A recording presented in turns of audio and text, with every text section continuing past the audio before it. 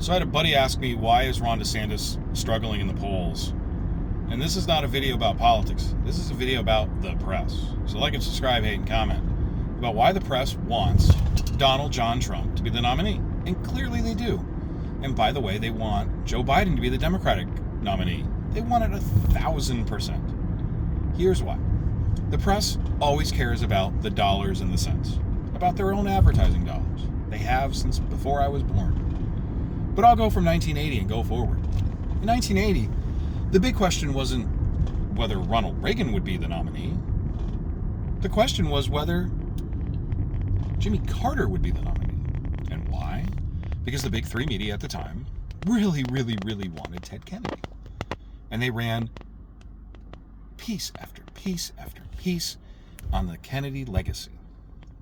They didn't necessarily care if Reagan won or lost the 80 election, but the advertising dollars are a heck of a lot more important when you've got a Kennedy at the top than when you got a farmer from Georgia who sells peanuts, who thinks that lusting in his heart wasn't fair.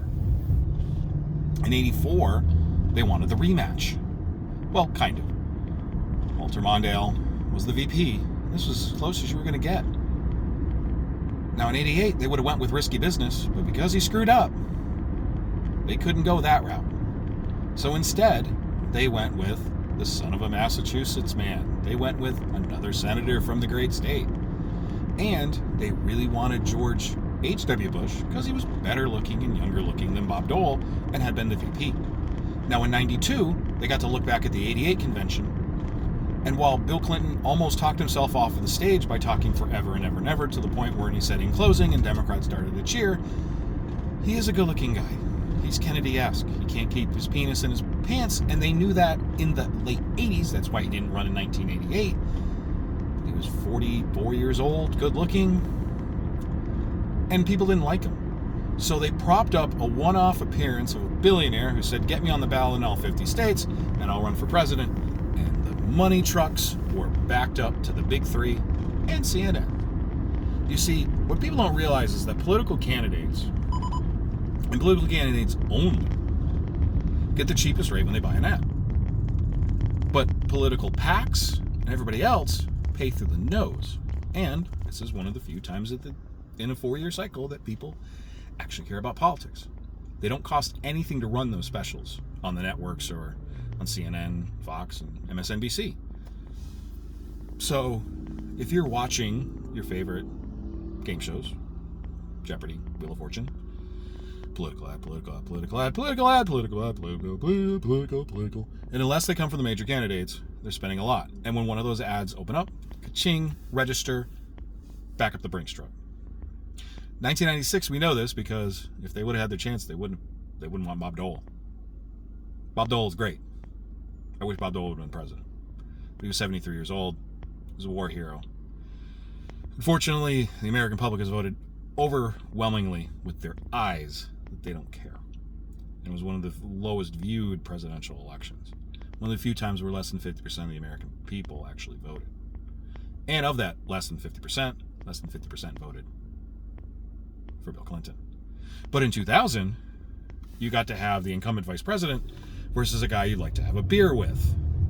Now, he shouldn't have the beer because he's an alcoholic, which made things even better for the press because they got to have what they've always wanted. And compelling stories about a Republican nominee. And they got that from George W. Bush. And in 2004, they tried to quell it. And in fact, they tried to do everything they could because they didn't want another boring Democrat.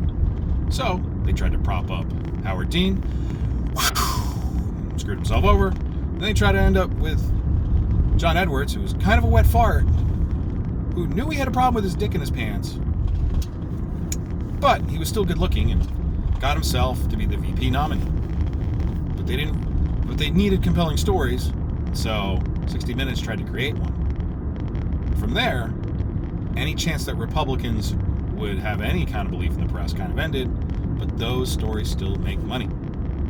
In 2008, nobody wanted Hillary Clinton to be president. We know this because during the impeachment of her husband, she had a really negative Q rating. much lower than him, who literally lied to save $800,000 because he couldn't keep said dick in said pants from going to somebody else. So they did everything they could to prop up a good-looking young black guy from Illinois named Barack Obama.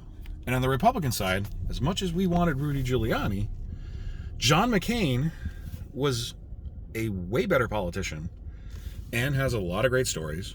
And even though the war thing doesn't necessarily put asses in seats, it does make it for a compelling story when the guy is much older, much more experienced, over the guy who just showed up 2 weeks before and ran for president. Now, 4 years later, as much as Mitt Romney may look like the most boring person in the world, he looks like everybody who's ever been president in a Hollywood movie and TV show, sans Idiocracy and Deep Impact, for like ever. And so, central casting versus smooth black guy who happened to be president that people pretty much liked, but were turning a little sour on. And then we get into 2016. Again, nobody liked Hillary Clinton. And if the Democrats had anybody, they would have ran with it. And the press sure as hell loved Bernie Sanders. Because while he hates everything capitalism, capitalists love to spend advertising dollars on programs with his face on it. Because it was ratings gold. And on the other side, look, we had competent former governors, competent good-looking senators, competent female and minority candidates, and yet Donald Trump sucked all the air out of the room because he's fascinating for ratings. We know this because of The Apprentice and every show he was on. Even when the ratings were going down, he could still put asses and dollars in seats.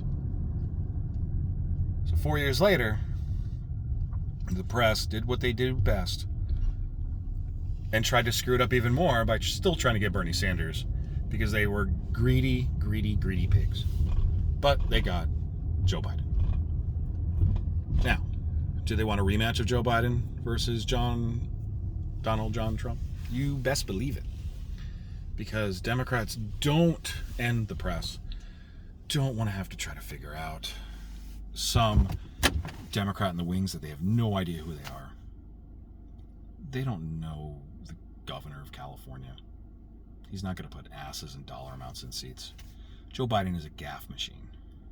So is Donald Trump. So Ron DeSantis, if he says anything off color, throw the book at him. Right?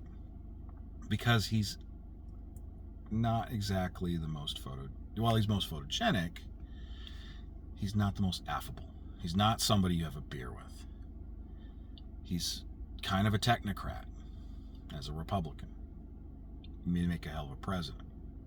Most people like him. As much as we hear about the whole anti-gay stuff in Florida, yeah, most independents like him because he doesn't really go too far. But Donald Trump is a windbag and ratings gold that you can sell the shit out of advertising. So why is Ron DeSantis struggling? Because until he can figure out how to sell TV time like Donald Trump, he